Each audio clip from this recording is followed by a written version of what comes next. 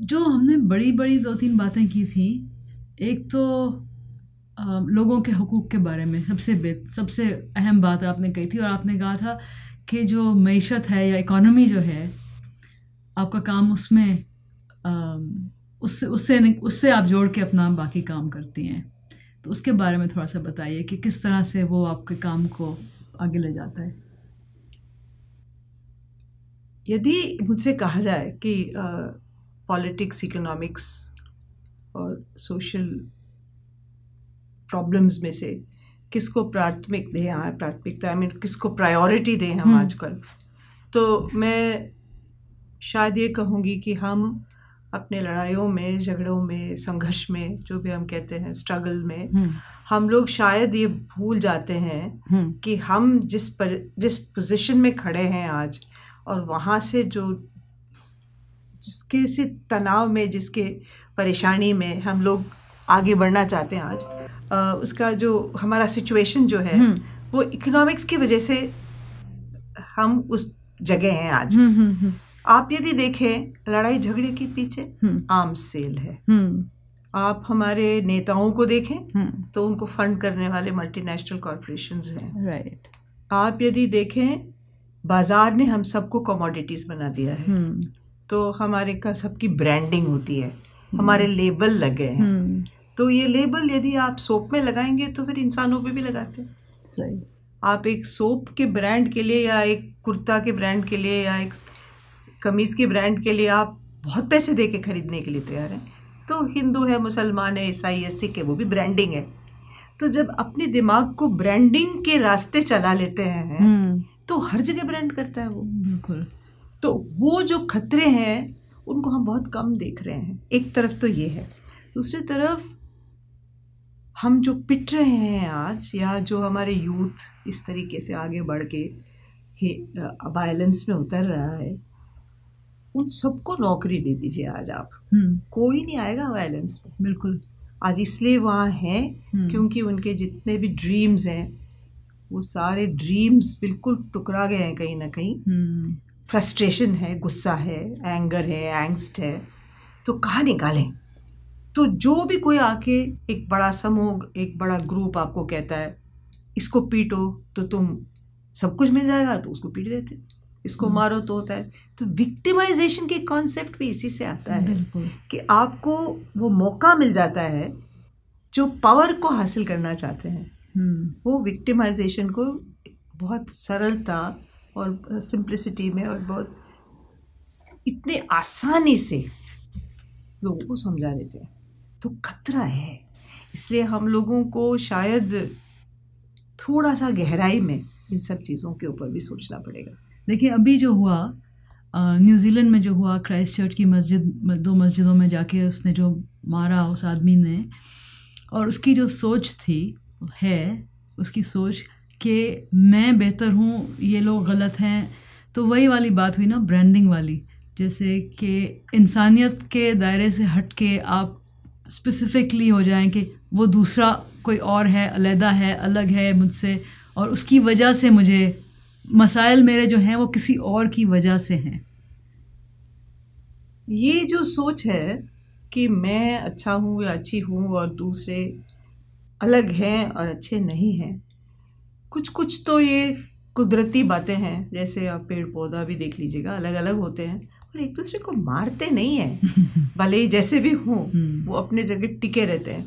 तो ये जो अलग होना एक नेचुरल फिनोमेना है। हम सब एक दूसरे के जैसे लगते नहीं हैं, हमारे फ़र्क तो होता ही है, मगर फ़र्क में या तो आप खुशी मना सकते हैं या उसको आप एक नकारने का एक तरीका बना सकते हैं। तो उसमें भी बाज़ार का एक खेल है कि मेरे जैसे कोई हो जाए तो मेरी जगह वो घेर लेंगे। तो मैं जितने लोगों को उससे परे रखूं, अलग रखूं, उतना मुझे जगह मिलेगा। वो आइडिया हमारे में आ गया है कि जितना कम जो मोनोपोली है, हम गेटेड कम्युनिटीज़ बनाएंगे, हम एक मोबाइल चिप को दूसरे से ज़्यादा करेंगे, उसमें रिश्वत देना पड़े तो हमारे देशों में तो रिश्वत चलता है तो रिश्वत देंगे, किसी एक पॉलिटिशियन को पकड़ना है तो पकड़ लेंगे, तो एक कंपनी सबसे प्रमुख सबसे इम्पोर्टेंट बन जाएगा। और कहते क्या है, फ्री मार्केट है, और हम भी उस गुमराह में आ जाते हैं कि ये फ्री मार्केट है। अरे वो देखो, वो इतना गरीब आदमी था, वो मल्टी बिलियनर या अरबपति बन गया, मैं भी बन जाऊंगी। मगर मैं समझती नहीं हूँ कि वो अरबपति या करोड़पति या बिलियनर कैसे बने, इतने सारे लोगों को ख़त्म करके बने। तो उस दुनिया में मैं ख़त्म होंगी, वो ज़्यादा संभव, अब उसकी ज़्यादा पॉसिबिलिटीज़ हैं, मगर मैं जीतूंगी उसके बहुत कम है, क्योंकि हज़ारों लाखों लोगों को ख़त्म करके वो एक निकला है। तो चांस है, ये तो फ्लूक है, ये तो लॉटरी सिस्टम है, तो इसमें तर्क तो है ही नहीं। तो तार्किक दुनिया, तो लॉजिकल दुनिया जो थी, उसमें हम थोड़ा सा प्रेडिक्ट कर सकते थे कि भाई 4 कदम रखो तो तुम 4 कदम आगे जाओगे। हो सकता है कि 20 कदम ना जाओ आगे, मगर कुछ तो जाओगे ही आगे। इसमें तो लॉटरी सिस्टम है आपके। तो ये पूरे फाइनेंशियल मैनेजमेंट, मार्केट और ये जो कमोडिफिकेशन की दुनिया है, वो तो क्रूड जो है उसको तो हम जल्दी समझ जाते हैं, मगर जो सोफिस्टिकेटेड इसके जो चेहरा है उसको हम बिल्कुल नहीं समझते। हाँ, इसका जो पीछे का चेहरा हम नहीं समझते हैं। और ये पॉलिटिक्स के साथ खेलता है, ये हमारे नेताओं को तो बिल्कुल ही कब्जे में ले लेता है। तो फिर कौन सी डेमोक्रेसी रही? को वोट का क्या मतलब है, हमारे इलेक्शंस का क्या मतलब है? मैंने एक देखा इंडिया से एक स्टैंड अप कॉमेडियन ने एक छोटा सा एपिसोड भेजा। उसमें वो कहता है कि अरे भाई, आप तो ये सब छोड़ो ना, आप एक मल्टीनेशनल का नाम लेता है और दूसरे मल्टीनेशनल का नाम लेता है, आप दोनों लड़ लो ना सीधे आके, क्योंकि आप तो लोगों को खड़ा कर रहे हो, मगर लड़ाई तो आपकी है। तो उसने नाम जो लिया, उसने 2 हम जो popular multi billionaire companies Indian origin के हैं उनका नाम लिया, मगर यू कैन सब्स्टिट्यूट एनीथिंग, उसके जगह आप किसी को भी खड़ा कर दीजिए, बात एक ही है। तो इट्स द ट्रूथ टुडे। अब स्टैंड अप कॉमेडियन समझ रहे हैं ये पार्टियों की लड़ाई नहीं है। बिल्कुल, मेरा ख्याल है आजकल मोर देन न्यूज़ जो स्टैंड अप हमारे सैटरिस्ट हैं और कॉमिक्स हैं, ये ज़्यादा सही बात बता रहे हैं लोगों को। एक्चुअली हर सोसाइटी में जो पॉलिटिकल लंपूनिंग, सैटायर और ये सारी चीज़ें होती हैं, ये एक तरीके से हमारे सामने आईना रखता है कि आप अपने खुद को सही देखो।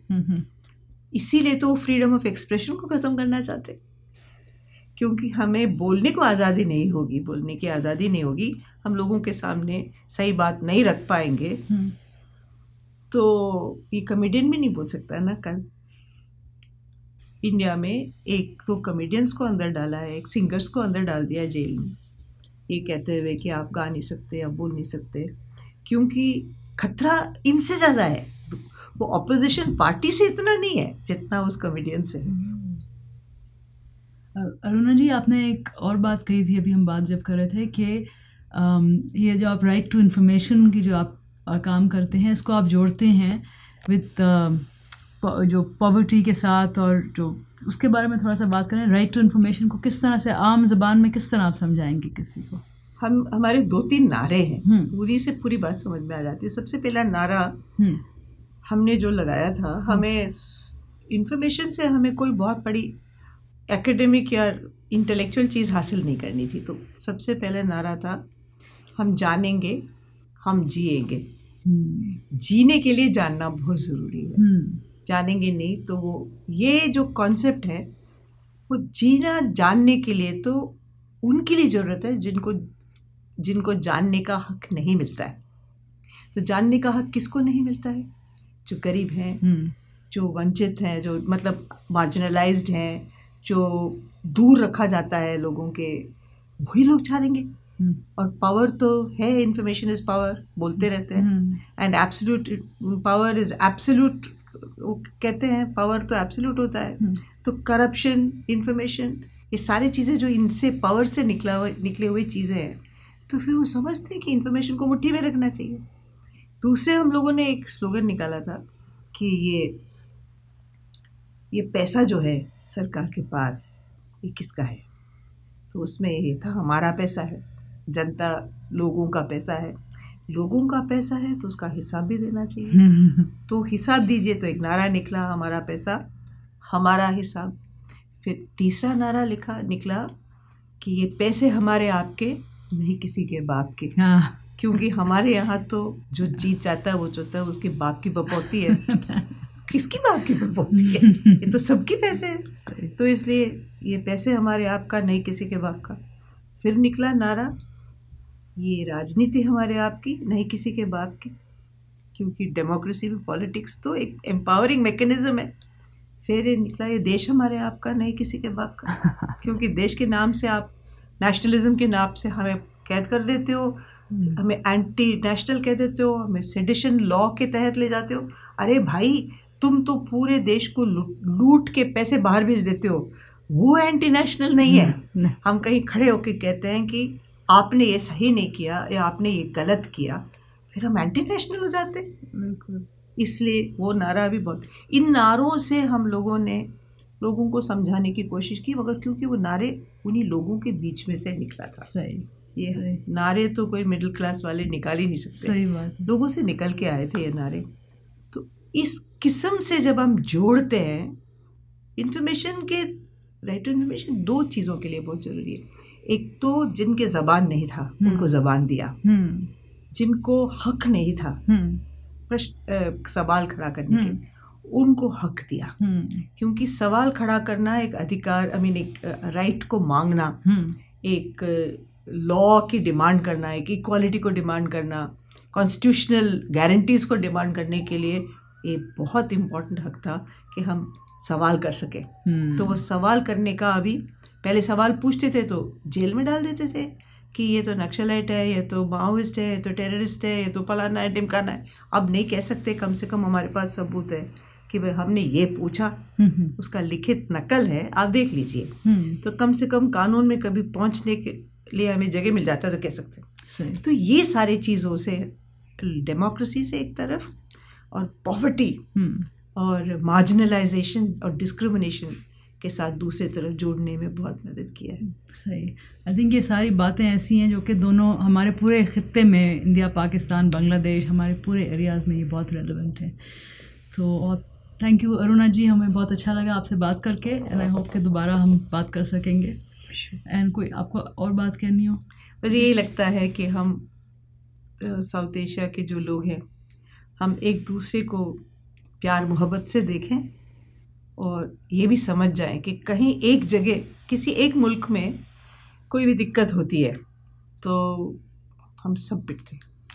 इसलिए सब जगह पीस, सब जगह नो वॉर, सब जगह अंडरस्टैंडिंग, एंड जो भी हम चाहते हैं बैठ के समझ के एक नॉन वायलेंट कोऑपरेशन नहीं हो, फिर भी एटलीस्ट डेलिब्रेशन तो होनी चाहिए।